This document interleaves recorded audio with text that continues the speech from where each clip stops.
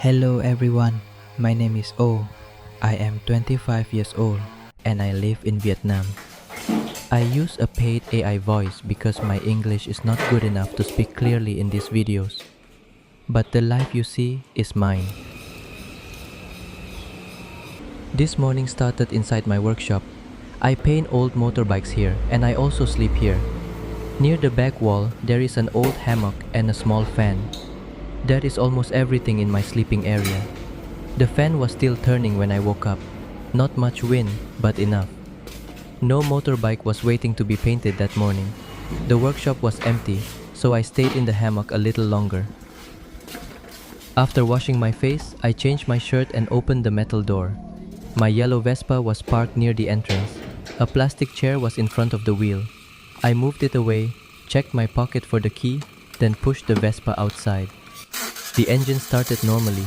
I let it run for a few seconds, put on my helmet, and left for the market. The morning road was already busy, but not too crowded yet. Small shops were opening. Parents were taking their children to school.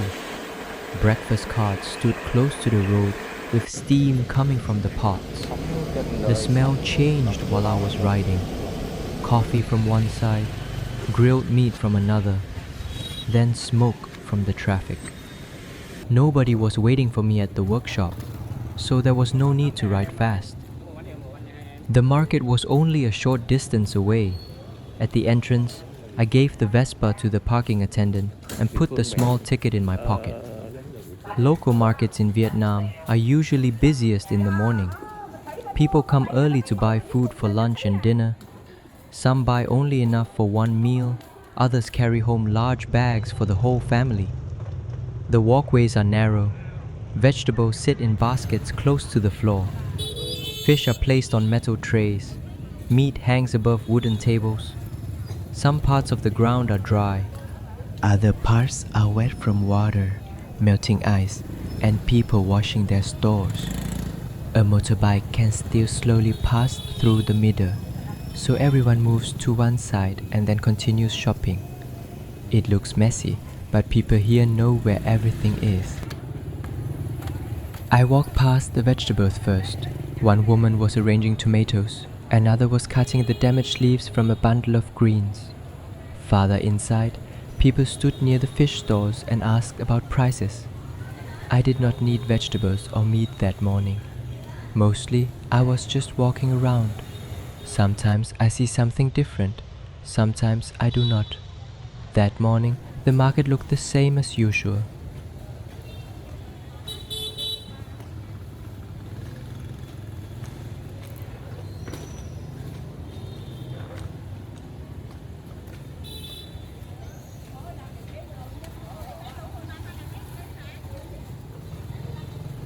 Near one corner was a sticky rice stall. The woman had two large metal pots. One was filled with yellow mung bean sticky rice. The other had sticky rice with beans. Beside the pots was a tray of fried cakes. They had just come out of the oil, so they were still hot. I stood there looking for a moment. The yellow sticky rice looked good, but I chose the sticky rice with beans and a few fried cakes.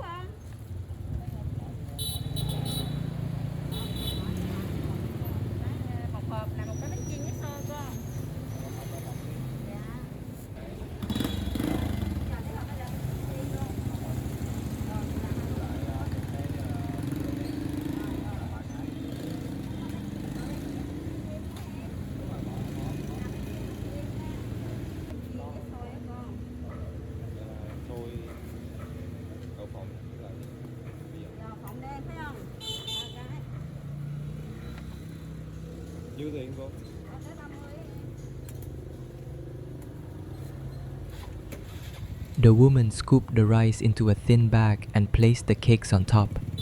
Everything was warm in my hand. I paid and carried it with me. Eating at the market was possible, but the coffee shop was nearby, so I kept the food for later.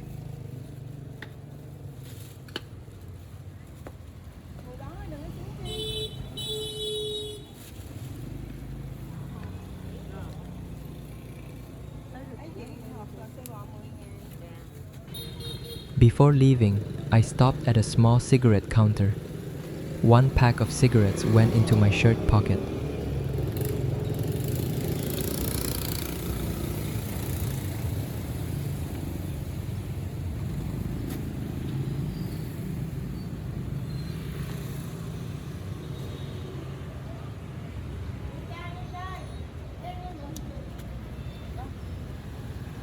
Then I returned to the parking area.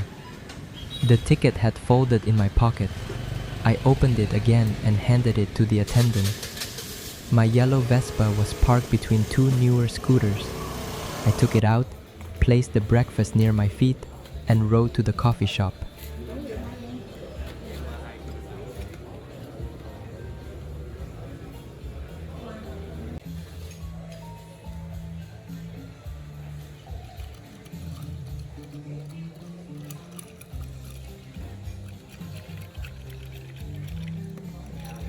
The coffee arrived with a lot of ice. I opened the cigarette pack, lit one, then opened the food. The sticky rice was still warm.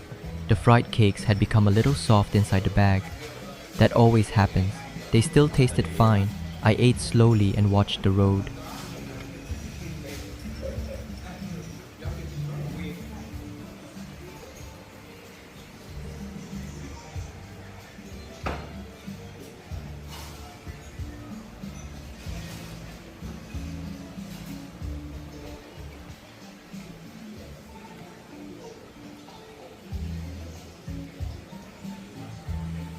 At the next table, two men were talking about work.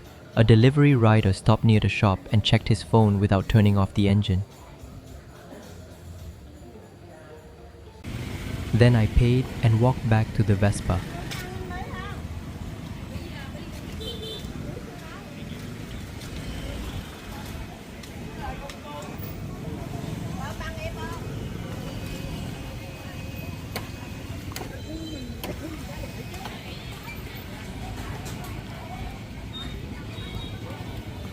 The seat was already warm from the sun. The engine started without any problem. Instead of going back quickly, I rode slowly through the streets near the market. Most shops were fully open now. A woman was arranging flowers on a small cart. A man washed his motorbike in front of his house. Near another coffee shop, several people sat on short plastic chairs facing the road. Breakfast sellers were starting to clean their pots. Some still had customers. Others were already packing their things away. At the traffic light, motorbikes stopped close together. A bag of vegetables hung near the feet of the woman beside me. The man in front had a large box tied behind his seat. The light changed. Everyone moved forward. A little wind came through while the Vespa was moving. The sun was stronger now, but the ride was still comfortable. I passed the same food carts from earlier, then continued toward the road back to my workshop. No one was waiting for me there. So for a few more minutes, I stayed on the yellow Vespa and watched the morning streets go by.